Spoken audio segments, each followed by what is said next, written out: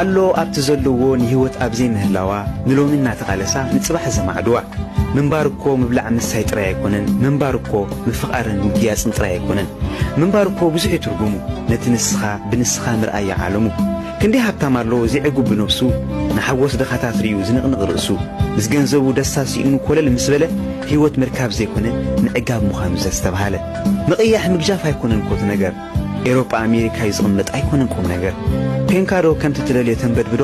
እቲ ሃገር ዘይኮነስ እቲ ርእስኻ በፂሕኻ የዶ ከምቲ ኣውድ ድር ዝተኸተተ ዲኻ ኸምኡ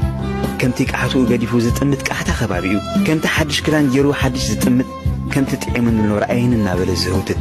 በቃ ከምቲ ንኹሉ ዝደሊ ክመርሖ ጫማ ገይሩ ኣብ ጥቓ ጫማ ዘይብሎም ክርአ ዝብርሆ ከምኡ ዲኻ 20 ዓመት ጌሬልካ ሰብ ዓዲምካ ይትዕበድ ካብቲ ዝተዋሃበኒ 20 ኣውዲሌልካ ኣብ ጉያ ጽመድ ከምቲ ንስኻ ብዕድል ተኸቢብካ ሒሽካ ዘሎ ንዝናትካ ሲኢኑ ናብራ ጨውይዎ ብውሽጡ ዝነብዕ ኣሎ ካብ ሰብ ኢኻ ተወሊድካ ግን መንሰብ ጥራይ ውለድ ኢልካ ዕላማ ጠነስተንከባልል ሽዑ ሰብ ዘይኮነ ራእይ ክትገላገል እያ ትብል